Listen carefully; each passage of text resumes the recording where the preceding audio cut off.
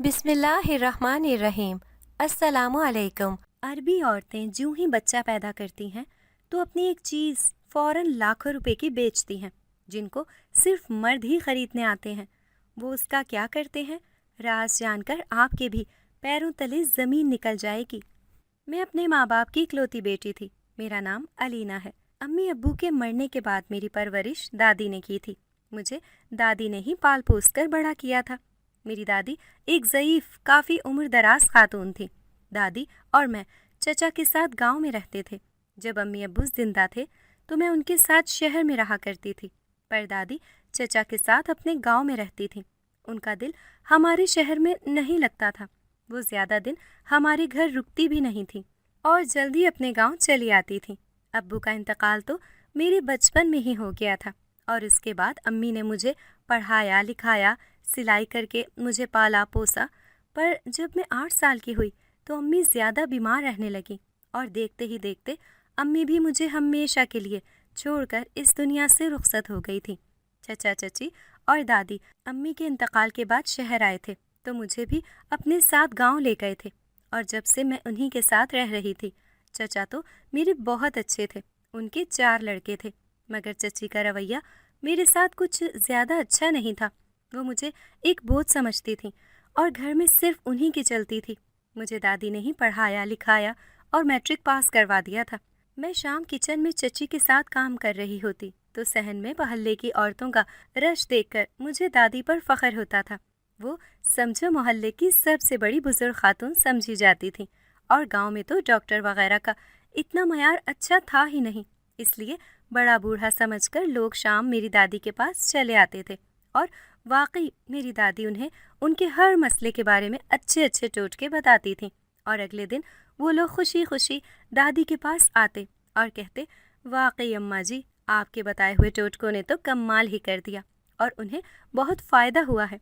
दादी को भी उन लोगों के साथ इस तरह वक्त बिताना बहुत अच्छा लगता था। वो लोग कभी दादी को खुशी से थोड़े बहुत पैसे भी दे दिया करते थे, जिन्हें दादी मेरी ज़रूरत के लिए अपने पास संभाल कर रख लेती थी और फिर चची से छुपकर मुझे दे देती थी। चची मेरी काफ़ी शोख चंचल और तेज़ थी। वो पहचान जाती थी, मगर चचा के डर के मारे कुछ न कहती, बस मुंह बना लेती थी। उनको लगता था दादी उनके 4 बेटे होने के बावजूद भी ज़्यादा मुझे फौक़ियत देती हैं, मगर ऐसा नहीं था।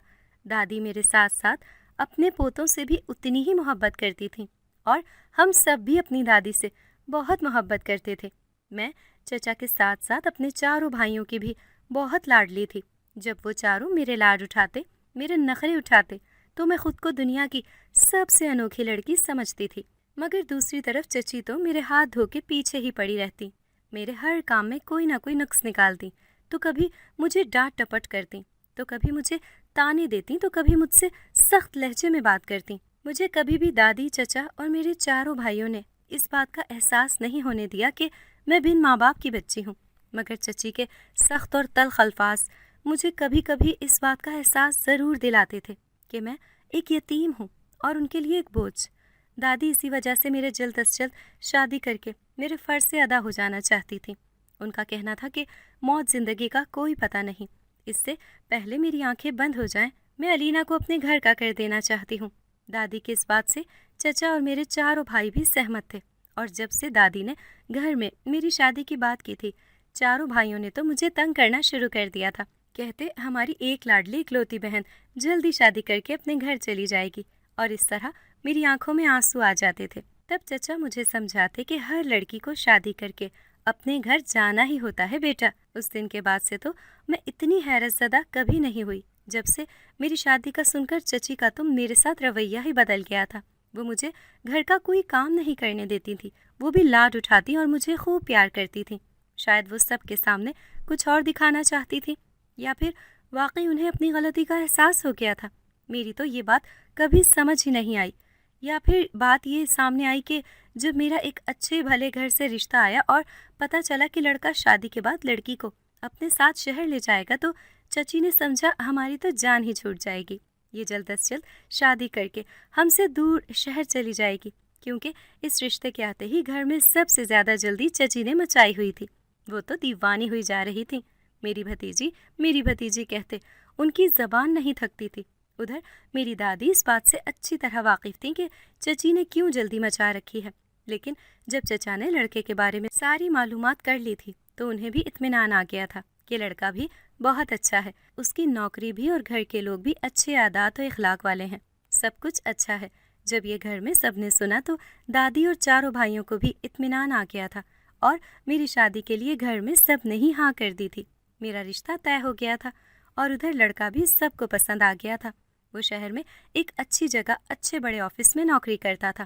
لڑکے کا نام عاصم تھا۔ عاصم اور میری گھر میں ہی چھوٹی سی منگنی کی رسم کر دی گئی تھی، اور سب سے بڑی بات، جب شہر جا کر چچا چچی اور چاروں بھائیوں نے لڑکے کا گھر بار اور سب کچھ دیکھا تو سب سے زیادہ چچی کے ہوش اڑ گئے تھے۔ انہوں نے اس رشتے میں جتنی جلدی مچا رکھی تھی وہ بہت ہی اچھی قسمت بن گئی تھی میری۔ اللہ کے فضل و کرم سے سب کچھ ہی بہت ہی اچھا تھا۔ میری تو قسمت ہی چمک اٹھی تھی۔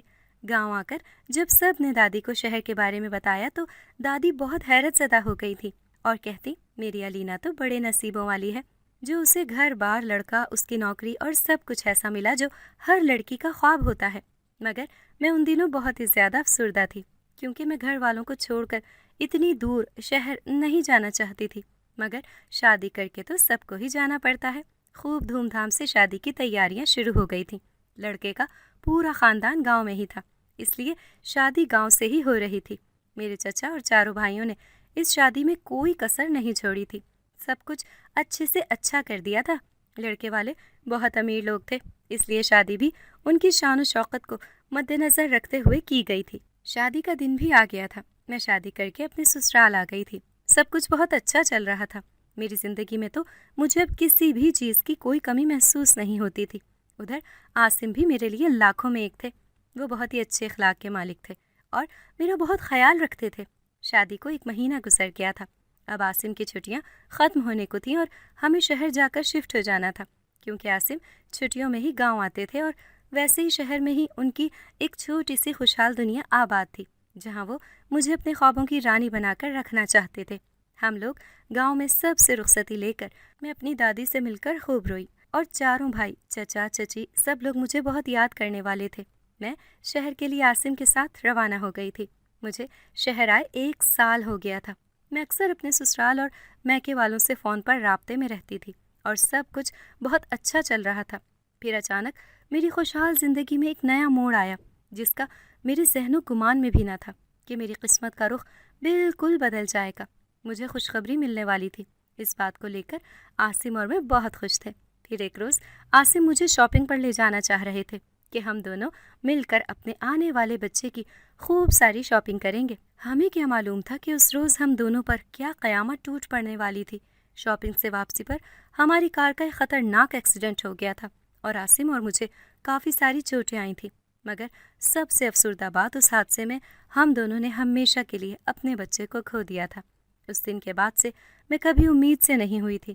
بڑے سے بڑے ڈاکٹر کو دکھا دیا تھا، ہر جگہ علاج کروا لیا تھا، مگر سب کا ایک ہی کہنا تھا، اس حادثے میں کچھ اندرونی چوٹوں کی وجہ سے میں کبھی ماں نہیں بن سکوں گی۔ اور بس پھر ہم دونوں ہی نا امید ہو گئے تھے۔ 5 سال کا عرصہ گزر گیا تھا۔ اب عاصم اور مجھے اولاد کی کمی محسوس ہونے لگی تھی۔ عاصم بھی اب پہلے جیسے نہیں رہے تھے۔ وہ مجھ سے بات بات پر لڑتے جھگڑا کرتے اور ساتھ ہی اولاد کا طعنہ بھی دے دیتے تھے، مگر پھر میرے افسردہ ہونے پر خود ہی مجھے منا لیا کرتے تھے۔ مجھے بے حد افسوس ہوتا تھا۔ میں سوچتی، چاہے میاں بیوی میں کتنی ہی محبت کیوں نہ ہو، اولاد کی کمی کے باعث کبھی نہ کبھی دوریاں آ ہی جاتی ہیں۔ پھر ایک روز میری زندگی نے ایک نیا موڑ لیا۔ عاصم نے اپنی جاب، اپنا سب کچھ چھوڑ دیا تھا اور بس اولاد کی خواہش لے کر مجھ سے کہنے لگے، میرے سیٹھ ہیں، وہ عرب میں رہتے ہیں، وہ مجھے اپنے پاس بلانا چاہتے ہیں، وہ مجھے اپنے ساتھ اپنے بنگلے پر ہی رکھنا چاہتے ہیں، وہ مجھے اچھی تنخواہ بھی دیں گے اور ساتھ وہاں جا کر ہمارے اس مسئلے کا حل بھی نکل جائے گا۔ میں حیرانگی سے عاصم کی طرف دیکھنے لگی تھی۔ مجھے نہیں سمجھ آ رہا تھا وہ کیا کہہ رہے ہیں۔ وہ مجھے زبردستی لے کر عرب ممالک میں چلے آئے تھے۔ ہم عاصم کے سیٹھ کے بنگلے میں ہی رہتے، ان کے سرونٹ کوارٹر میں ٹھہرے ہوئے تھے۔ وہاں آ کر تو میں نے سب کچھ بالکل الگ ہی دیکھا تھا۔ اس گھر میں صرف 4 عربی عورتیں ہی ہوا کرتی تھیں جنہیں میں نے اب تک دیکھا تھا۔ عاصم کا کہنا تھا کہ ان کے سیٹھ کاروبار کے سلسلے میں زیادہ تر ملک سے باہر ہی ہوا کرتے تھے اور ان کی یہ 4 بیویاں اس وقت امید سے ہیں۔ مجھے سن کر حیرت کا جھٹکا لگا۔ ایک تو یہ کہ چاروں بیویاں اور ساتھ ہی چاروں حاملہ، جبکہ ان کے پہلے ہی 2-3 بچے تھے۔ پر عربی اور شیخ لوگوں میں شادیاں اور بچوں کی زیادہ پیدائش یہ سب عام بات تھی۔ عاصم نے کہا، تم ان چاروں عورتوں سے دوستی بڑھاؤ اور ساتھ ہی ان کے راز کے بارے میں معلوم کرو تاکہ جلد ہی تم بھی امید سے ہو جاؤ۔ یہ سب سن کر میں پھر سے سچ پٹائی کہ عاصم یہ کیا عجیب باتیں کر رہے تھے۔ بہرحال میں نے ان عربی عورتوں سے بات چیت کی، ان سے دوستی بڑھائی اور عاصم سیٹھ کے کہنے پر ان کے بنگلوں، گاڑیوں اور ان کے کاروبار سے جڑی ہر چیز کی حفاظت کرتے تھے اور ساتھ ہی انہیں اچھی تنخواہ بھی ملتی تھی۔ اس گھر میں آ کر میں نے نوکروں سے سن رکھا تھا کہ یہ عربی عورتیں جب حاملہ ہوتی ہیں تو بچہ پیدا کرتے ہی اپنی سب سے قیمتی چیز لاکھوں روپے میں بیچ دیتی ہیں اور انہیں دور دور سے مرد لینے آتے ہیں، کیونکہ یہ صرف مردوں کو ہی اپنی وہ خاص چیز دیتی ہیں، اور اس سے ان مردوں کو نہ جانے ایسا کیا فائدہ ہوتا ہے کہ وہ لوگ لاکھوں روپے دے کر جاتے ہیں۔ میں سوچ میں پڑ گئی تھی کہ ایسا بھی کیا ہے آخر یہاں، اور مجھے تو یہاں آنے سے پہلے عاصم نے کہہ رکھا تھا کہ ہمارا جانا بہت ضروری ہے کیونکہ وہاں ہماری بے اولادی کا حل ہے۔ کہیں ان حاملہ عورتوں سے عاصم کوئی بچہ تو اڈاپٹ نہیں کرنا چاہتے؟ مجھے بچہ اڈاپٹ کرنے سے کوئی اعتراض نہیں تھا، لیکن میں تو یہ سن کر ڈر ہی گئی تھی کہ بدلے میں کہیں وہ عربی عورتیں لاکھوں روپے مانگ بیٹھیں تو۔ عاصم کے دماغ میں کیا چل رہا تھا میں نہیں جانتی تھی۔ اگر بچہ ہی اڈاپٹ کرنا تھا تو ہم وہاں سے بھی کر سکتے تھے، یہاں اتنی دور دوسرے ملک آنے کی کیا ضرورت آن پڑی تھی؟ اور پھر بھی اگر بچہ لے بھی لیا تو ہم اتنی دولت کہاں سے لائیں گے؟ کیونکہ پہلے ہی دولت، پیسہ، کاروبار ہم لوگ سب کچھ چھوڑ چھاڑ کر یہاں آئے ہیں۔ اب تو بس گاؤں میں کچھ زمینیں ہی بچی ہیں ہماری، اور ساتھ ہی میں سوچنے لگی کہ اگر یہ عورتیں اپنے بچے گود بھی دیتی ہیں تو بھلا انہیں لینے صرف مرد ہی کیوں آتے ہیں، عورتیں کیوں نہیں؟ میں سوچ کر پریشان ہوئے جا رہی تھی۔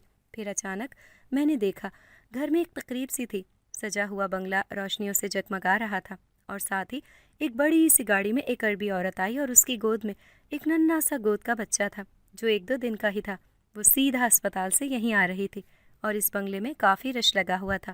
حیرت کی بات یہ تھی کہ اس رش میں موجود لوگ صرف اور صرف مرد ہی تھے، کوئی بھی ایک عورت مجھے دکھائی نہیں دے رہی تھی۔ اور کچھ ہی دیر میں اس عورت کو بچہ گود میں لے کر ایک چارپائی پر بٹھایا گیا، اور وہ چارپائی، میری تو آنکھیں ہی پھٹی رہ گئی تھی کہ وہ چارپائی پر سب مردوں کے سامنے جا بیٹھی تھی اور تھوڑی دیر میں کمرے میں چلی گئی تھی اور ان مردوں کے رش میں سے ایک کی طرف اشارہ کرتے کرتے اندر گئی تھی۔ اس کے جانے کے بعد سارا رش ختم ہو گیا تھا، صرف وہی مرد بیٹھا تھا۔ وہ پیسوں سے بھرا بیگ لے کر اس عربی عورت کے پاس کمرے میں گیا اور کچھ ہی دیر میں واپس خوشی خوشی جانے لگا۔ میں یہ سب بڑی غور سے دیکھ رہی تھی۔ ساتھ کھڑی ملازمہ ہنس پڑی، کہنے لگی، اس مرد کو بھی لگتا ہے وہ فائدے کی چیز مل گئی ہے، اور وہ خوشی خوشی لوٹ گیا۔ اب دیکھو کون سی نئی عربی عورت بچہ پیدا کر کے اگلی تقریب اس بنگلے میں پھر سے سجانے آئے گی، اور پھر سے ایک نئے مرد کو فائدہ ہو جائے گا۔ میں یہ بات سن کر سٹ پٹا گئی تھی۔ میں نے اس سے تفصیل پوچھی تو وہ زیادہ کچھ نہیں، بس اتنا ہی جانتی تھی جو کچھ یہاں ہوا، اور ایسا پہلی بار نہیں، اکثر ہوتا ہے۔ جب بھی کوئی عربی عورت بچہ پیدا کرتی ہے تو یہ تقریب سجائی جاتی ہے۔ مجھے بڑی حیرت انگیز حقیقت دکھائی دی۔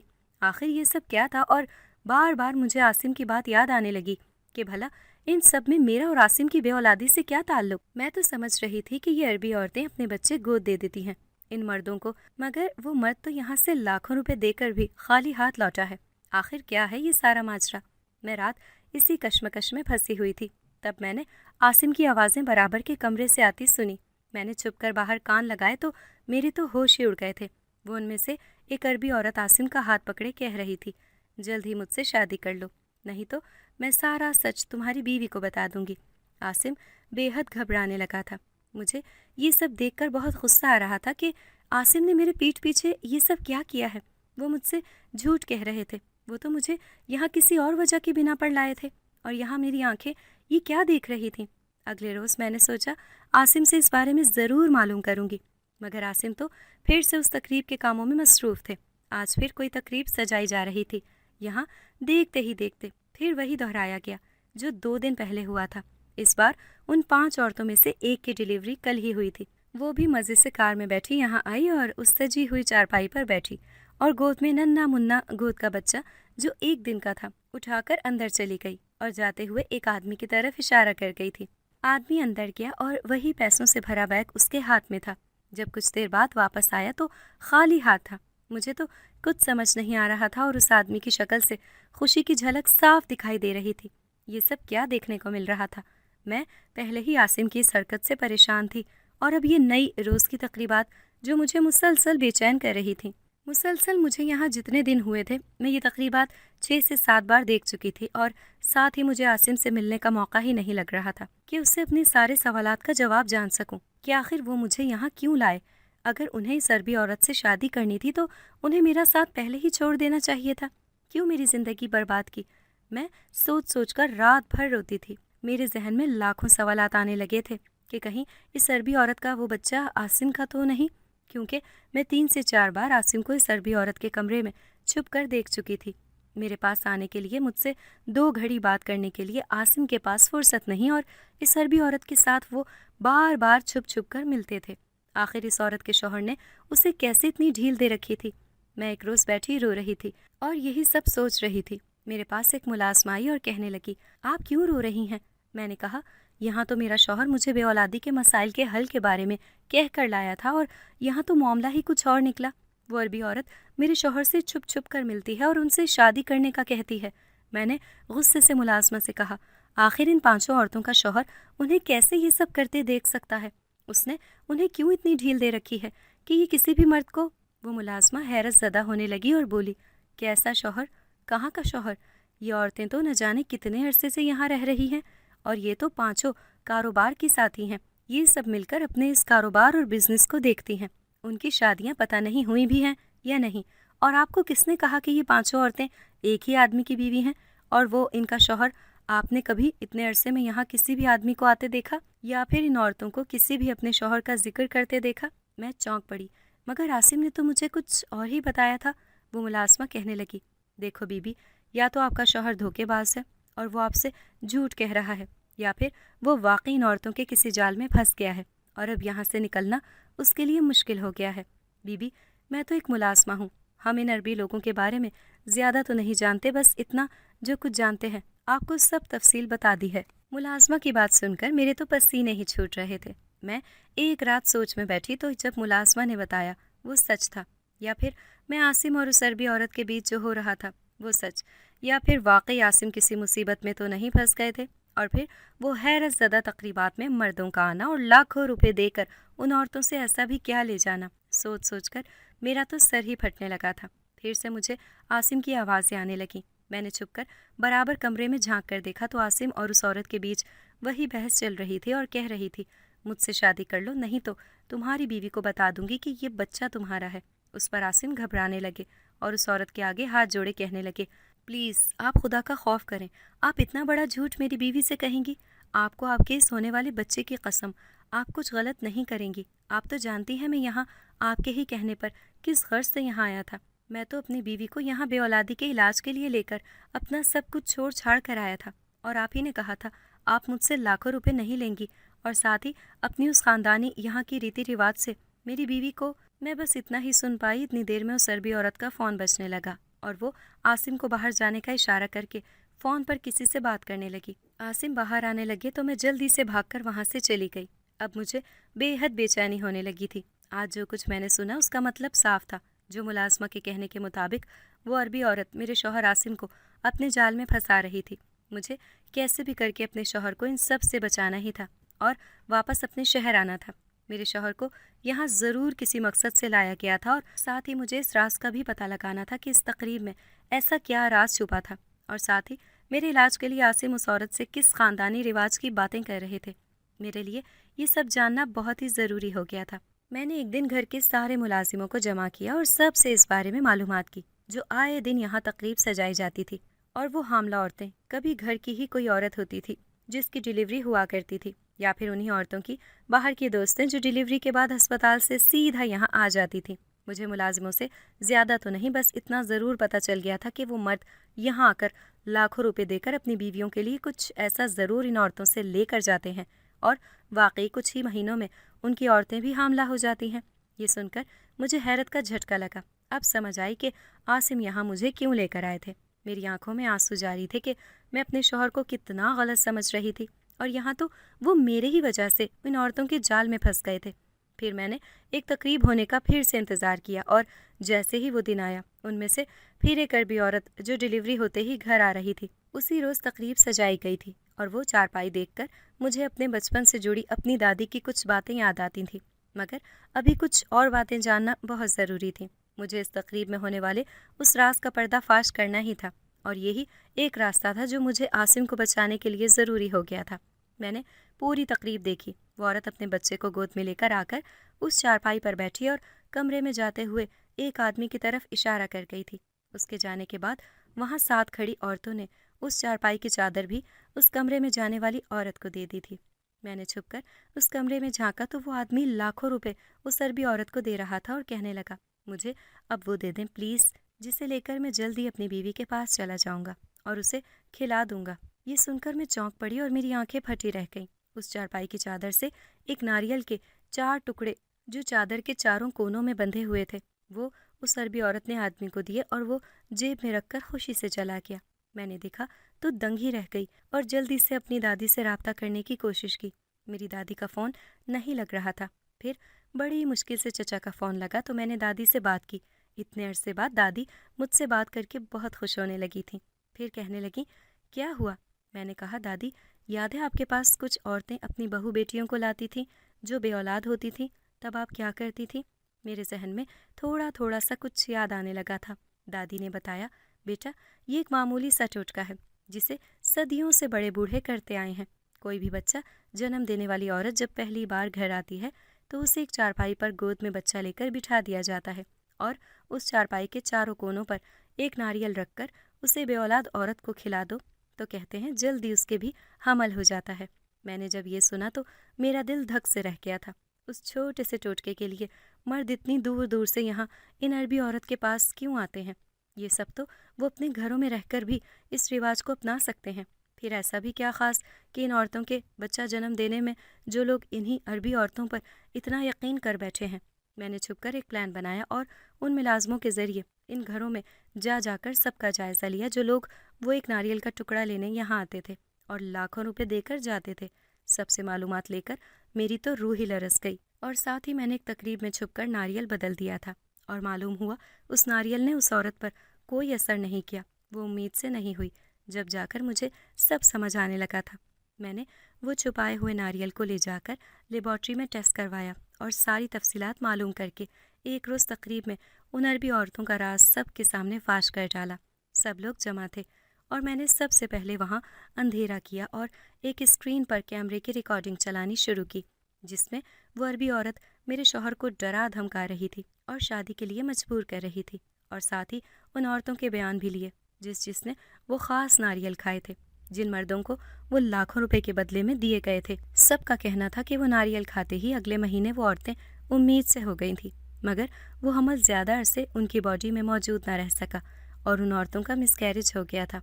और साथ ही एक वीडियो दिखाई जिसमें वो नारियल लैब की एक डॉक्टर के पास था, जिसमें वो बता रही थी कि इसमें वो दवाइयाँ मिलाई गई हैं जिनसे हमल तो जल्दी ठहर जाता है लेकिन जल्दी ज़ाया भी हो जाता है और औरतों को अंदरूनी नुकसान पहुंच जाता है। इस तरह मेरे शौहर ने सबके सामने सच उगल दिया कि जिस तरह उन औरतों ने मुझे फंसाया और यहाँ बुलाया और उसी तरह वो जगह जगह जाकर अपने जाल में उस ख़ानदानी रीत का कहकर उनकी बीवियों के बहाने मर्दों को अपने जाल में फंसाकर उनसे शादी करती हैं और हामला हो जाती हैं और फिर ये सालों से चली आती रीत का बहाना करके गारंटी के साथ वो नारियल उन बेऔलाद मर्दों को अपनी बीवियों के लिए देती थी और बदले में लाखों रुपए लेकर उन्हें इस बात पर राज़ी करती कि हम अरबी औरतों की इस रीत में ज़रूर कोई ख़ास बात है बनिस्बत आम घरों में चली आ रही उस रीत के, क्योंकि इससे तो कभी ऐसा मुमकिन हो भी जाता है और कभी नहीं भी, क्योंकि वो तो सिर्फ लोगों का दिल का अक़ीदा है और एक टोटका बस और कुछ नहीं। मगर ये अरबी औरतें तो पूरी प्लानिंग के साथ उस नारियल में वो हामला हो जाने वाली देसी दवाइयाँ दे रही थीं और लोगों को बेवकूफ़ बना रही थीं। और अब तो इन औरतों का एक ग्रुप बन चुका था। ये सारी मिलकर ये अपना गैर कानूनी बिजनेस चलाकर अमीर तरीन होती जा रही थी। ये न जाने कितने मर्दों को फांसती थीं और उन्हें शादी के लिए मजबूर करके उनसे शादी करती और हामला हो जाती और फिर तलाक लेकर दूसरे मर्दों को फांसती। आसिम ने बताया कि वो ऑफिस के काम के ज़रिए सर्बी औरत से मिला था और उस औरत ने उस पर अपना जाल फेंका और उसे अरब में बुला लिया और साथ ही उसकी बीवी को भी, ताकि उसे ब्लैकमेल करके उससे शादी करके अपना नया मकसद अंजाम देती। वो जानती थी उसकी बीवी बेऔलाद है, वो इस तरह इस बहाने ज़रूर उसकी बातों में आ जाएगा عاصم اور میں نے ان ملازموں کے ساتھ مل کر ان عربی عورتوں کا راز فاش کیا اور انہیں گرفتار کروا دیا اور ساتھ ہی ان سے جڑے ہر گروپ کو پکڑوا دیا تھا، اور اس کے بعد میں اور عاصم اپنے شہر لوٹ آئے تھے اور ہم نے جلد ہی ایک یتیم بچے کو گود لے لیا تھا۔ یہ ٹوٹکے بڑے بوڑھوں کی چلی آئی پرانی ریت رواج، ان سب کا تعلق دراصل صرف دل کے عقیدے پر ہوتا ہے۔ کبھی ایسا سچ ہو بھی جاتا ہے اور کبھی نہیں بھی، تو ضروری نہیں یہ ریت رواج در حقیقت بالکل ٹھیک ہے۔ اگر آپ کو ہماری آج کی کہانی پسند آئی ہے تو اسے لائک کریں، شیئر کریں اور چینل کو سبسکرائب کرنا مت بھولیے گا، تاکہ آپ کو ہر نئی آنے والی ویڈیو کا نوٹیفیکیشن بر وقت ملتا رہے۔